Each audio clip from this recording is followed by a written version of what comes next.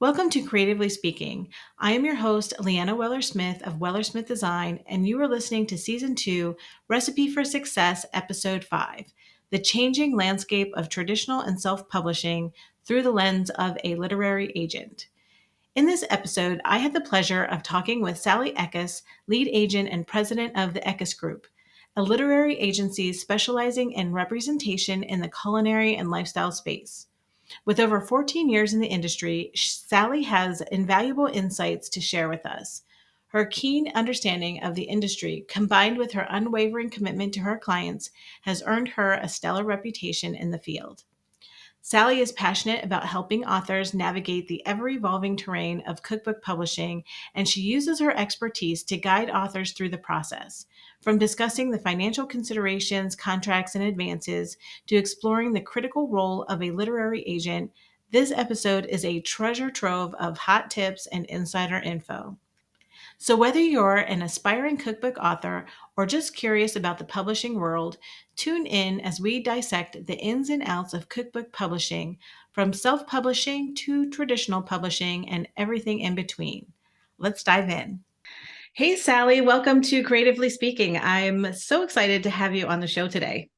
Thanks so much for having me, LeAnna. I've been looking forward to this for months. Yeah, me too. And just to provide the audience a little context before we jump too far in, Sally and I had met virtually, I think through a women's business group, and that was right before the pandemic. So Yeah.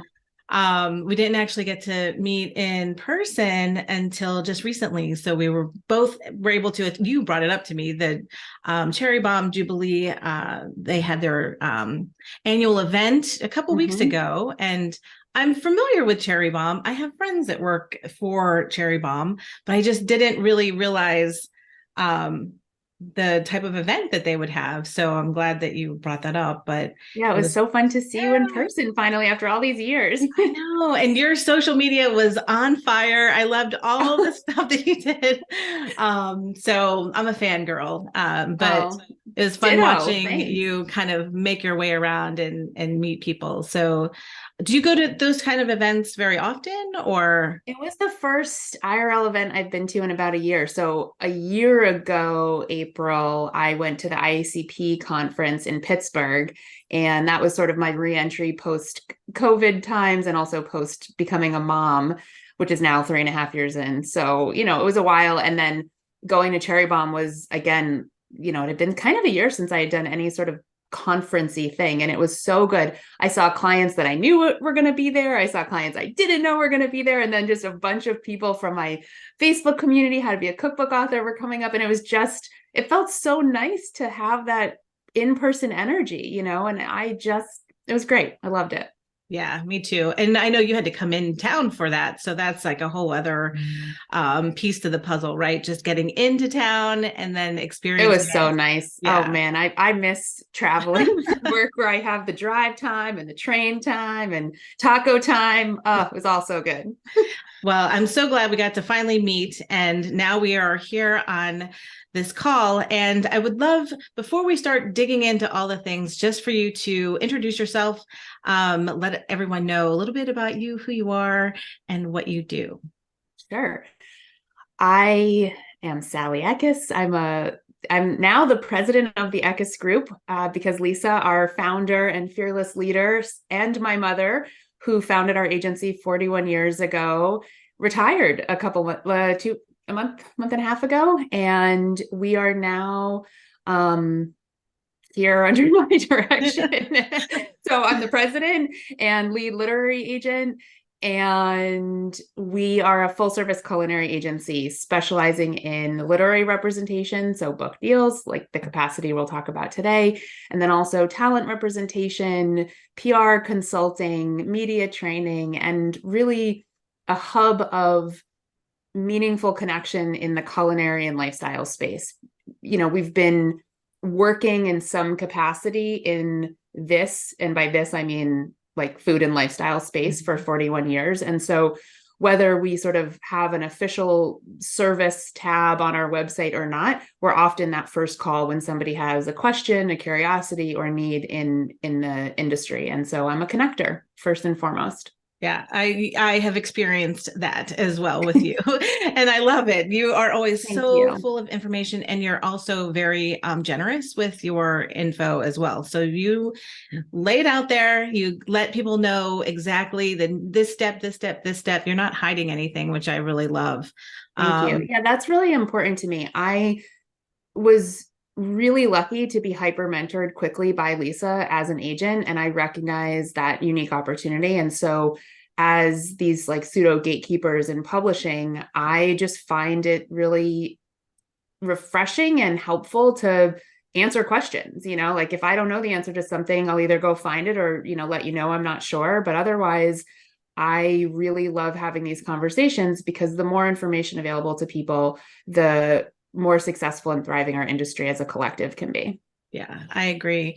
But first, congratulations. I mean, it's Thanks. amazing to have stepped into the helm leadership Yeah. role. And, you know, I'm curious in working with Lisa and knowing where, you know, it's where all of the agenting for cookbooks has come from, like Mhm. that whole time period. And now, like, what is the difference that you see? I feel like we were talking before we started recording, and I do feel like there's a little shift in terms of the cookbook genre, and it kind of is having a resurgence of some sort.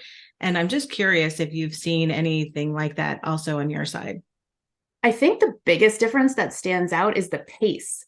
When I joined the agency, we would get pitches and, for people seeking representation, and we would get current client referrals. But the pace in which publishers are publishing cookbooks, that authors are being discovered, and that books are frankly coming together and reaching their customer is just faster. And so with that, I've pretty quickly I started doing active scouting when I became an agent, but in general, I just feel like I'm constantly working on books that I'm representing and leading into production and writing and promotion. But additionally, I'm constantly looking for who are other authors I might want to work with. And I mean, just in the past couple weeks, I'd say 3 or 4 different editors that I work with regularly are saying, "Hey, I've been talking to so and so. I want to explore a book with them, and they are looking for agent representation. Would you be interested in talking with them?" So all of these different directions of how clients come to me as an agent and the industry at large, it just feels like a different pace and more pathways for opportunity. Yeah, and I've seen that too. And we're coming at it from the lens of self-publishing. Right. And even that has really it's so hyper focused in a way now because Yes. it used to be a lot harder to self-publish. The quality wasn't as good. There were a lot of limitations. So even on our side, and it's everything is just so much faster and changing and better Yeah. now. It gives people different opportunities, and it kind of can get to it at the best way, like that's for their goals, like for their business goals, I Totally. say. Yeah. And I'm glad you brought that up because now, I look back to my 14 years in this industry, and I think I've only increased the amount of times I recommend, have you considered self-publishing? Because A, it can be more lucrative. B, you can have more control. C, you can directly speak to the consumer that you want and or make the book that you want. With it depends on your goals ultimately, but I feel like I joined this industry right on the cusp of when self-publishing was sort of starting to shake its stigma, and the production quality was just becoming so incredibly high. And, that's how we connected. I was like, I want to learn more about your services so I can recommend you to all these people that approach me because they want to do a book. And I realized, man, I don't think they want to traditionally publish. And that's a good thing. Yeah, so how do you help them determine that? Like when somebody does come to you, like what are those sort of Just agent therapy. cues? No, I'm just Yeah, kidding. yeah. We just dig deep on their, Yeah. entire personal goals. Um, I mean, there's a lot of different reasons somebody should or should not write a book, and whether or not they should or should not self-publish or traditionally publish. That being said, generally speaking, I think there are like 3 buckets of important considerations to determine which path someone should go down. And, you and I have talked about this a little bit too. I think financial is one really important consideration. Do you even have some form of resources to produce and finance the project on your own. And on your own might be crowdsourcing, it might be pre-orders, it might be XYZ, but you are the one producing the funds for your book. Or are you looking for a traditional publishing contract where a publisher is going to be paying in advance? And, you know, the nuances of that advance and how it's paid out, we can get into if we want. So financial is one really important part of that conversation. And then the second is the control aspect. You know, people in my first conversation with them, when they say, I want to write a book, I can usually tell based on the language that they use, whether or not they will end up self-publishing or traditionally publishing, simply by knowing little nuances of what's important to someone. And, you know, they might say, I know what I want my book to look and feel like, but ultimately what they're saying is like, I know what I want it to look and feel like, but I don't want to be the one to figure out who's going to make that cover or who's going to put those pages together. So the control aspect, in the best sense of that sort of framework, is another really important part of that conversation. And then while there are many other considerations, distribution is a big part of it too. And certainly at this point, you know, between your connections and companies and ours and other businesses out there, there are reputable distribution opportunities. But generally speaking, a lot of self-publishing companies sort of waive that distribution term as a possibility and are not able to either explain to the author what is required or follow through on the opportunity for the author to take on that distribution. And yes, there are exceptions. And yes, you know, there's a possibility for distribution relationships, but it's such a key part of should somebody self-publish or not. Yeah, I agree that even for us, clients will come to us, and as soon as they say, I want someone to feel like this when they pick this up off the shelf, and we're like, right. Well, right. Let's talk about it gonna get on the shelf. Yeah, let's talk about that shelf, because it's going to be really hard to get on that shelf if you don't have somebody to provide that service to you. Yep, exactly. We've been working with some hybrid publishers that have given us some really good options for self-publishers, but even that, it's limiting. And, it goes back to that financial, like you were saying, which is how much is the author willing to, how much they have to invest in it. It's all, they have to pay for pretty much everything. And also, what is their time worth? Because they are going to have to become educated to some extent on every part of the publishing process. And can you do that while also creating the content, while also editing it, while also promoting, while also generating whatever, or continuing to feed whatever sort of business got you here in the first place?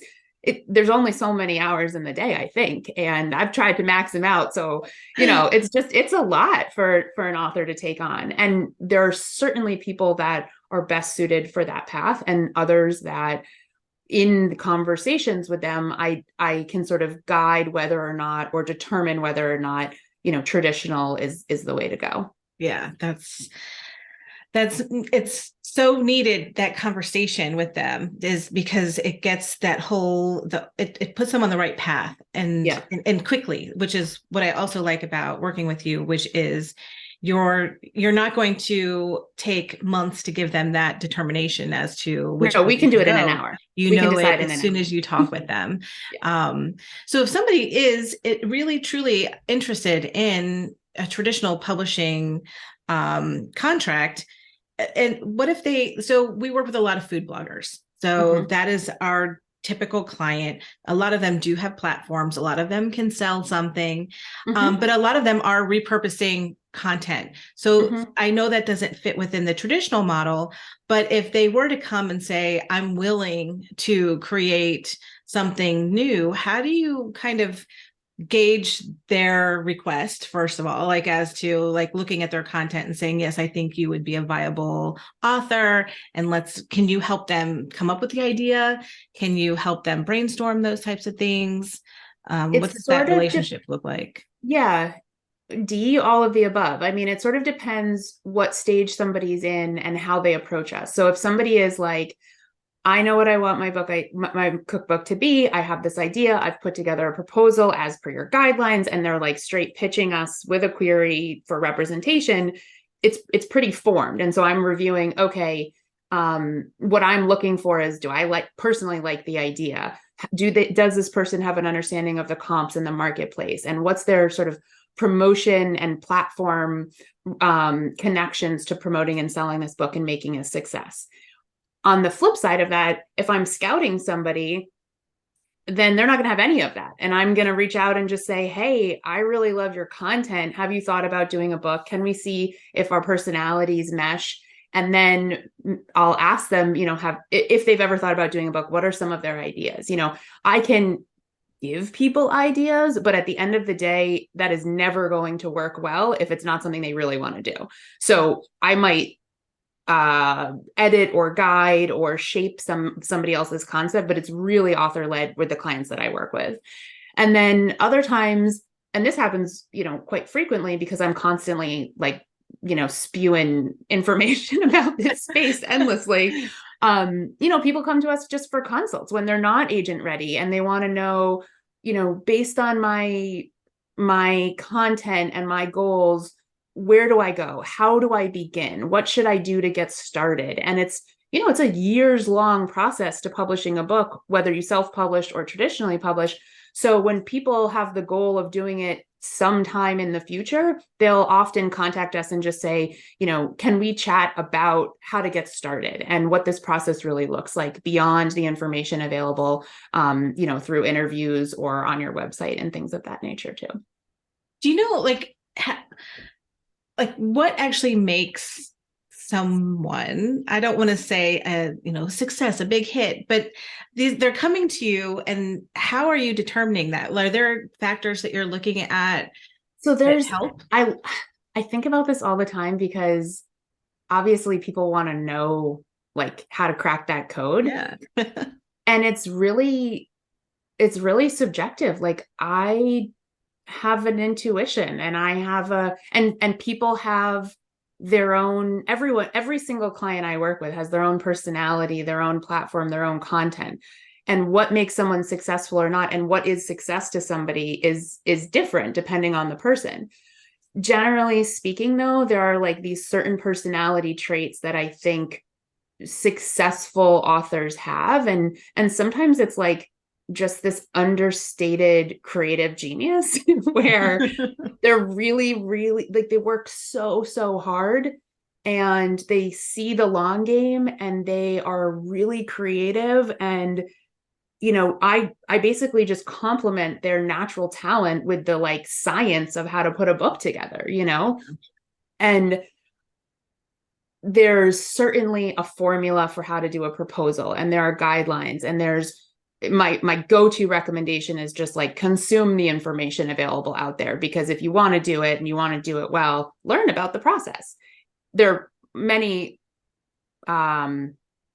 quick deals or maybe quick successes that are not learning about the process, and that's okay too. They have a team probably working with them, and those are not often the authors that I represent, because I'm looking for a long-term publishing relationship and just we have a style of communication and client pseudo management in some way, because our agency has our hands in so many different areas of the culinary industry. So I look for someone who wants to work really, really hard for a long time and do a great thing together over and over again, Yeah.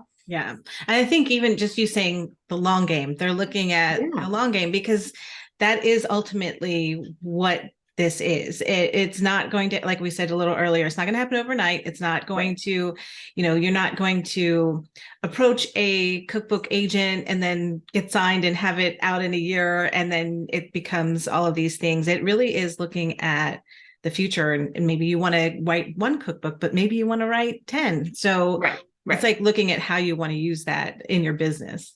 Yeah. And I mean, again, I'm in a unique position in that our agency has been in, this space for 41 years. We've been agenting for 20 plus years, maybe actually longer at this point.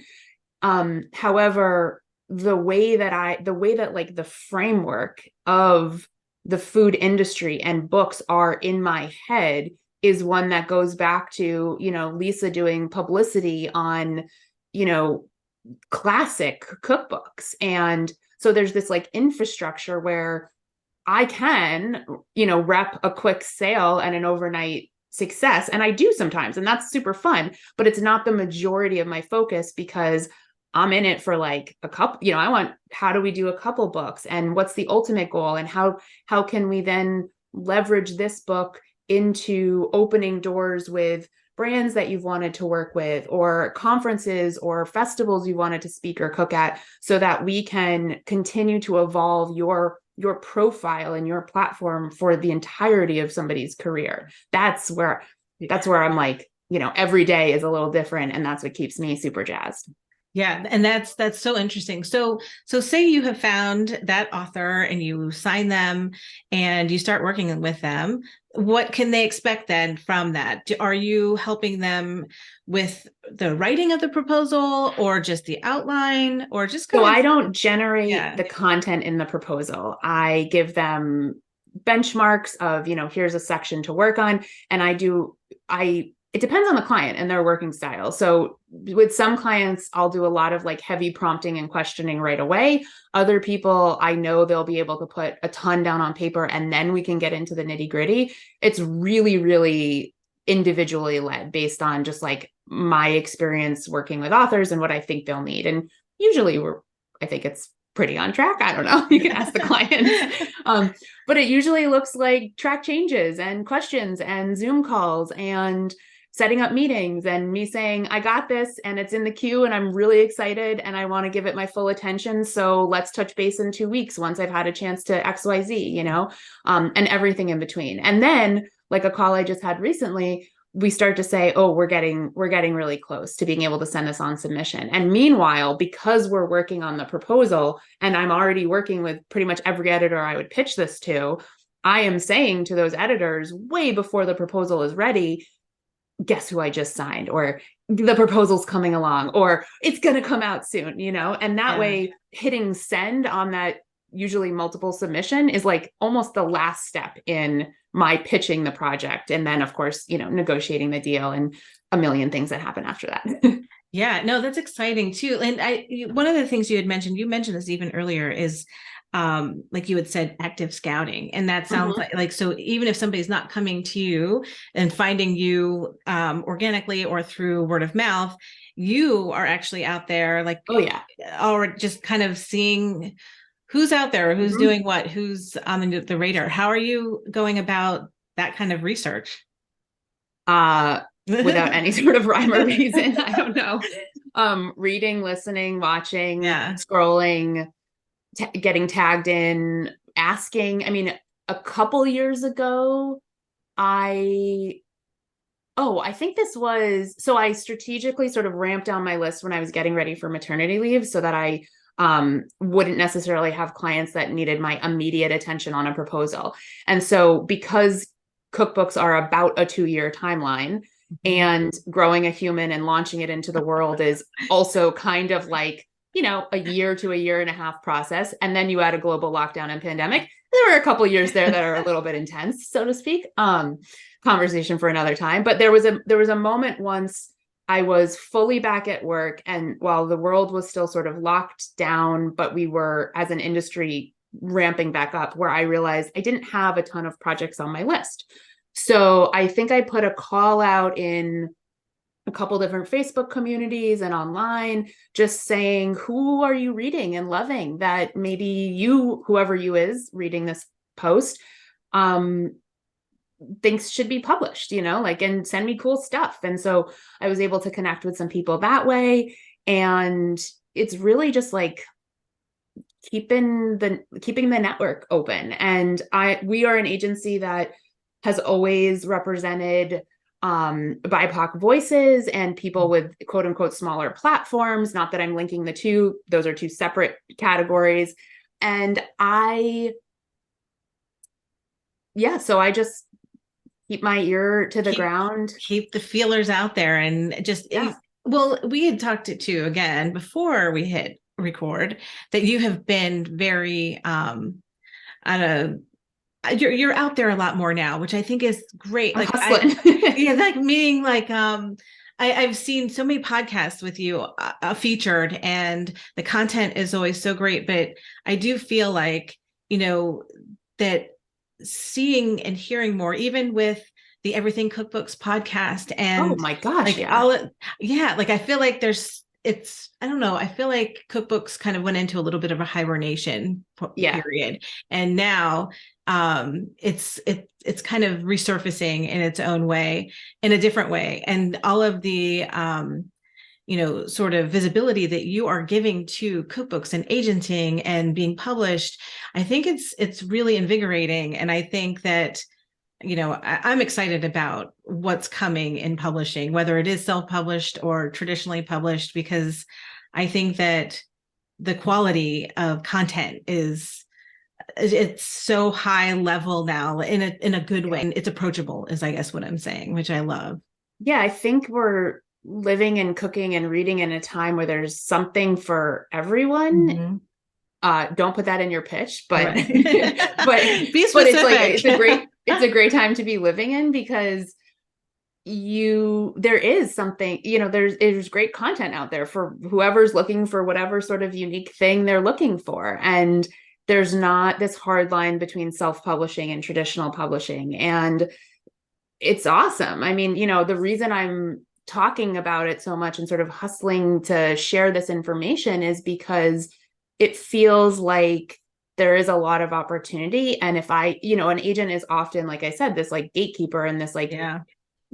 unknown role. And how do you find them? And, how do you work with them? And certainly I'm just sharing my lived experience and how our agency works, though I try to add some context for, generally speaking, this is what an agent's role is, and this is how you can sort of align with the person that feels right for you. And it's an exciting time. Yeah, absolutely. So once you've helped them kind of finesse this proposal and you start to pitch it to your editors and different publishers, what can someone expect? Like I know there's no hard fast timeline, but what can they expect at that point?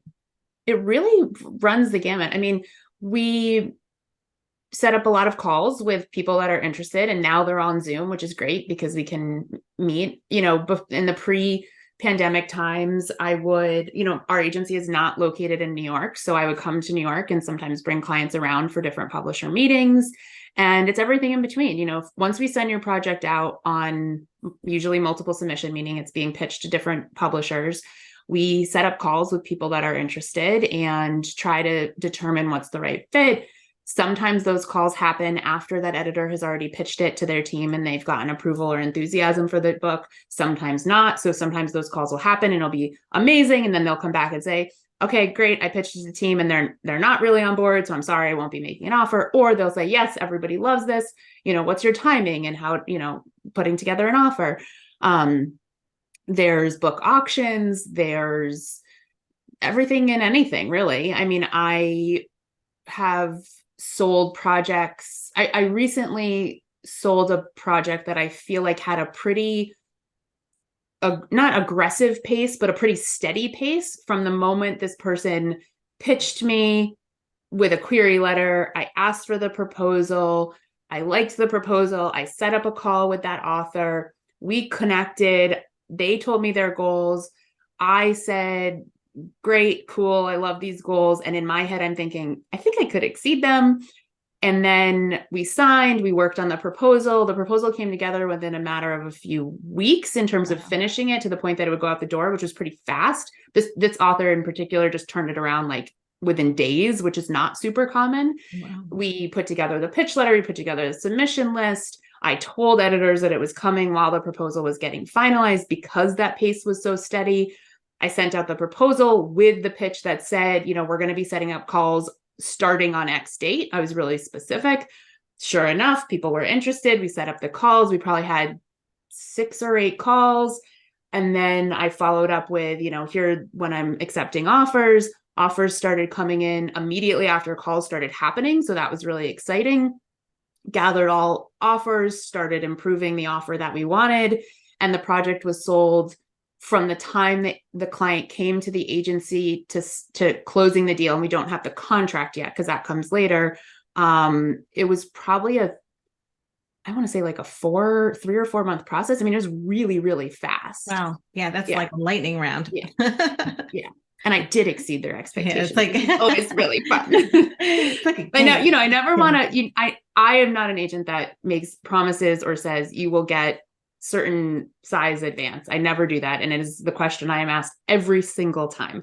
What do you think I will get for my advance? I never Mm. answer it because if I give you a range, all you will hear is the high number. Mm. Yeah, yeah. And what goes into that advance? Like like what are the publishers, what are they weighing everything against? Because there's so many things that an author has to be responsible for. Yeah, it depends on the publisher. And oftentimes, like the biggest one is the photography. So, how will photos or art or illustrations be handled? Is that the author's responsibility to deliver and part of their advances to cover it? Or is it the publisher contracting directly? And that's more rare these days, although there are publishers that do that.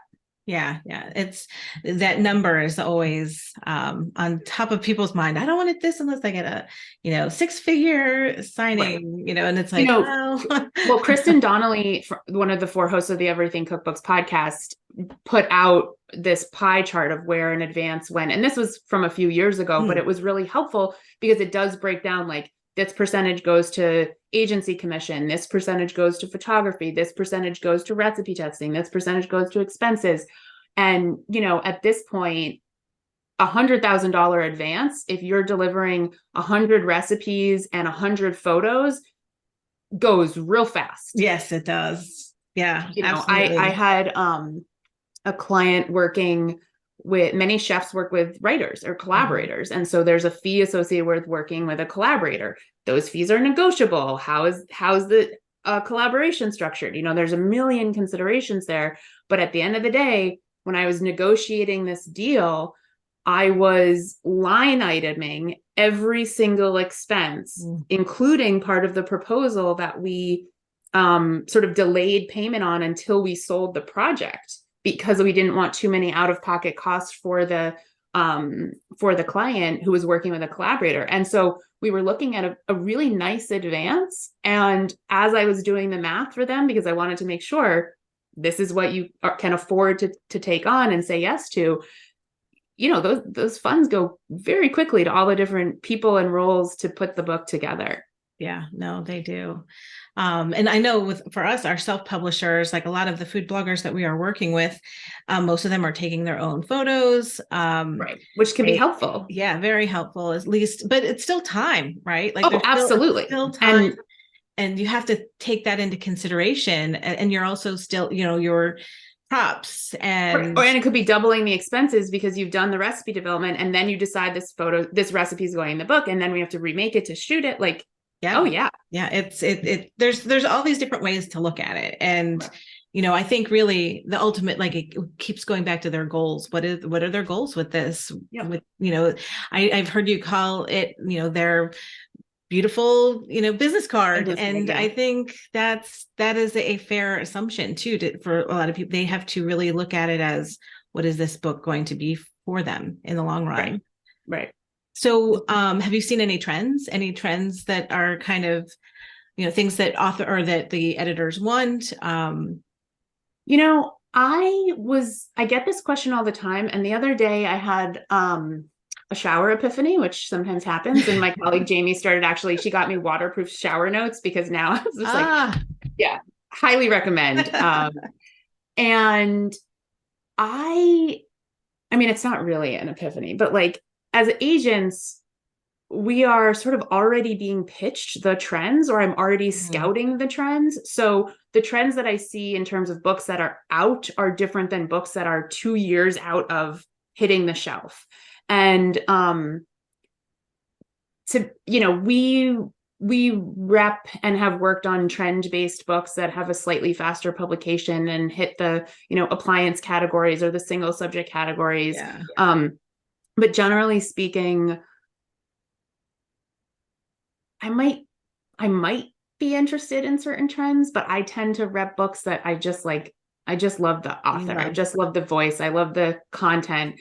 So I am aware of trends as it pertains to marketing and publicity opportunities for Mhm. books. And every now and then I'll sort of scout something that is like on the upward trend, that could, land on the bookshelf in a year or 2 years. But I'm probably either being like pitched those trends now, or it's just not like my jam and I'm Yeah. going for something slightly different. Yeah. And I like that you're really going with what resonates with you. And it's Yes. really going with your Well, gut as yeah, I well, mean, for too. me, like if I don't like it, and sometimes it just doesn't, resonate with me, the proposal might be like perfect or Yeah. near perfect, and I just don't, it just doesn't resonate. Like I'm just not the right agent for you, and that's something you should want to hear. Yeah. Oh, absolutely. I mean, even, when working with our clients, sometimes we have the opportunity to work with different hybrid publishers for the distribution side. And it really is about who's excited about the book in different ways, because you want Right. whoever is helping you on that side to be excited about it. So So, can we dig into yeah. the distribution a little bit? Like Yeah. are there certain companies that offer really strong distribution in your opinion? For self-publishers, Yeah. or yeah, there are, and we're actually kind of uncovering more of them Mm-hmm. since that's something I've been focusing on probably the Yeah. last six months to a year. But yeah, there's definitely better options out there, and in there, they're able to, really treat your book like it is a traditionally published book. They're Mm-hmm. going to all of the shows. They're having their sales conferences. They have people on Mm-hmm. the ground going to the bookstores.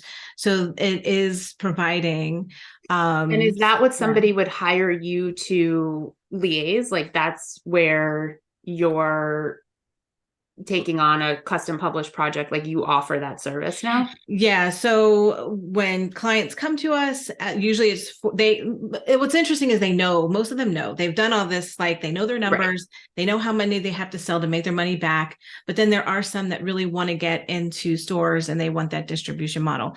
So Mm-hmm. what we do is we determine which sort there's like 3 tracks that we take them on, and we determine which one. It's almost like a done for you, done with you. And Mm-hmm. then there's sort of like this hybrid of, very DIYing it. Mm-hmm. So we take them through those sort of, we figure out which one they need, and then we set them up with the right Yeah. distributor. And some just want online distribution, which is one Mm-hmm. thing, but then they also get into like Ingram's catalog, so it can still get go out to brick and mortars, so they can still be found that way, but it's a little And less. how much of a success do you see when it's like just in a catalog and you don't have somebody like Yeah. pitching to the brick and mortars? Yeah, so that gives that's a lot less. There's a Yeah. lot Okay. less of a chance of getting into a bookstore. However, it's not impossible, and a lot of it Right. is up to the author. So Right. the author So can go. that's the key piece for me, Yeah. that I feel like when somebody is considering self-publishing, they have to be ready to like take that on. Yeah, there's that track where they do, like, if if it's on online distribution and you have a warehouse fulfillment company, they're the ones doing all of the, getting the books to where they need to go. But if you Mhm. go into the store and you say, my book is available here and you can buy it at wholesale cost, Right. that gives them the opportunity to say, okay, well, you're a local author, we'd love Right. to Right. carry it. Cool. But but then there are other, like, sort of hybrid publishers that actually you can pay them to Right. be your rep, and it Yep. becomes a different process. It's not fully self-published anymore. Right. It does Right. go under the hybrid wing, but that gives them even more opportunities. And what's a range of how much it costs to like pay a rep to pitch your book? It depends. Like, I think I've learned that answer from From Sally me? Ekus. Yeah. But it does depend. As I So was thinking the question, I was like, it I'm can sure it range. It depends. depends. Like, so if it's literally like, so if you want them to go and do all the sales and everything, you're still looking at like probably a $25,000 investment, Yeah. and up. It depends, Yeah. because you're literally paying for the publisher's team to Right. go I out mean, and do I all think of it's that. so important to like name that, because people are always asking me like, how do I get that traction. And I Yeah. want to be able to say, like, reserve this, like Yeah. plan accordingly, because this is the component that is essential to your success that you're going to want. So budget for it. Exactly. And it's Yeah, also, again, going back to that, what's the goal with it? totally. So, Right. if that, if you, because it really is, that you, even going through all of that, there is no guarantee that you're going to make it into the stores. It Right. really, there's no promise of any of Right. that. And Right. we've seen some of our clients that have done just the online distribution, and they work with a PR agent, or with also within that hybrid environment. They've been getting a lot of traction online, and so their books are at Target online and Costco online. Yes. And so Yes. even that is a success, because Totally. Yeah. just to get, and it's all just through online distribution. Yeah. There are no agents that are selling it. Yeah. So it's an Interesting. interesting, Yeah. Cool. back and forth kind of thing. Yeah. um but if somebody is looking for an agent, how would they go about finding you, Sally? If they're looking for me or looking for Yeah, an just an agent. agent, I want them to find um, you. That's why. I mean, oftentimes agents are thanked in the acknowledgement section. You could go on Publishers Marketplace and search for different agents and the deals that they've done. You can go to aala.com and look for different agents by category or genre. And then I'm really easy to find, I think, online, on my Instagram and on our website, ekusgroup.com. We are vast in sharing knowledge and sort of our footprint out there digitally, but very boutique and hands-on in terms of internal communication. So if you email info@Ekus Group, you will get to me very easily. And if you email Sally at Ekus Group, you will also get to me very quickly. And so, do with that what you will. Don't do it till you're ready, and ready is different for everyone, and in the meantime, like, let's connect online, and let's connect at conferences, and let's connect in interviews and conversations and places to be a resource for the industry at large. That's kind of the best way to get sort of traction specifically with our agency. Yeah, and I think it is so valuable to have somebody in your corner, especially if you're going this traditional route, because when it comes to the contract and it comes Oh my to, gosh. So yeah. just a couple weeks ago, I had this experience where it stresses me out just thinking about it. I had this experience where somebody is represented very successfully by a talent agent, which is great. And we work really collaboratively when other clients are represented by outside agencies for talent and us for literary. Anyway, they were just like, they're offering this publishing contract. And I started asking questions, and like, their talent manager, who's really, really good at what they do in a very specific space, couldn't answer any of the questions I had about the positioning for the book, which honestly is totally acceptable because that's not their expertise. That's fine. However, if you're entering a publishing contract, and it's not even the contract, like we're not even at that part. It's just the framework and how this person's content would be pitched to publishers, like the positioning around how awesome they are and why, like, what they're being offered is not so good. I'm like, if you could, like, let's start with these questions and answers. And even through asking those questions, I think I helped illuminate the value of having a literary agent specifically in your corner for this opportunity and for many to come. And, not everyone should work with a literary agent. It's not the right fit for certain people. That's totally fine. Even in traditional publishing, I mean, there are certain publishers that accept unsolicited pitches. Fine. However, there's just a certain amount of nuance when it comes to pitching somebody their content, their work, the financial elements, the photography, and also just like the sort of project management of it throughout the production, where if you're the type of person who knows, I always just want someone in my corner to cheerlead me and like triage, that's what an agent does. Yeah, I think it's so, like, because I have, some of our clients, because we do web as well, and Right, right. some of our web clients don't know we do books, so Mhm. but that doesn't matter, but then they might be doing a traditionally published deal, and then we're like, oh, that's great.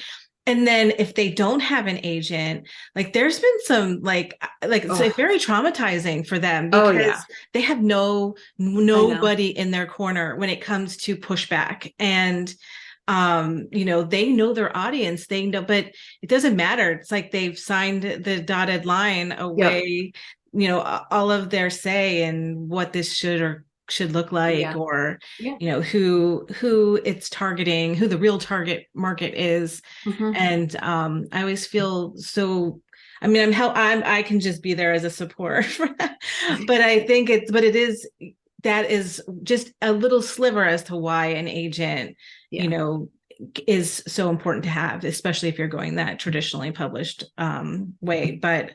But I also wanted to just mention before we hop off, I know that your time is valuable, but you have a course, the How to Write a Cookbook course. Is that still going? Is that It is still something going. Yeah, people it's can? you can enroll at any time. It's self-paced, and it's a lot of me in there, a lot of slides, a lot of financials. Really, I like really, really get into the nitty-gritty of self-publishing, traditional publishing, what an agent does, what goes into a book proposal, collaboration agreements. I mean, it is a really good primer for anybody who wants to write a cookbook. Yeah, Yeah. and I took the course too, and I Yeah, loved you it. It got was the in-person virtual I version. did. I had the Yeah. in person where people got to ask questions live, and Yeah. it's so eye opening because even as a designer coming from a different side, there's this whole other world I don't know, and Yeah. I'm coming at it almost just like an author in that, like, Yeah. what does this mean? And so that is a course I definitely highly recommend it if Thank you want to you. take it. You also help with publicity training and just an overall great resource for people that are just trying to understand what the best way to go is for them and to get inspired, I think. So, Yeah, thank you so much. yeah. I try to offer an entry point for anyone looking to get into this space. So, the course is an investment in somebody's time and resources. And then we also have a bunch of free resources on our website too. The Everything Cookbooks podcast is a great one.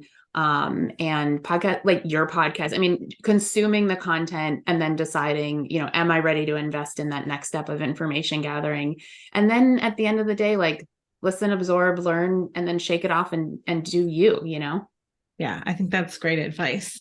So I'm going to make sure that I have all of the different resources that have been mentioned on this call. Thank I'm going to you. have them in the show notes, and I'm going to have all of the information so that our listeners can connect with you if they need a agent or want to just kind of talk about through their idea. I think that hopefully that we send some people your way. Thank you. Yeah, let me know if you're listening and come to the course through the discount code that I provided, or come to me through this conversation. I deeply appreciate the opportunity to chat with you, and I love the complementary worlds in which we orbit. And at the end of the day, it's supporting the industry at large, which is a big mission of ours. Awesome. All right, Sally. Well, thank you again for joining us. And I hope I get to run into you in person Me again soon. too. Me too. That would be so fun. Thank you. Okay.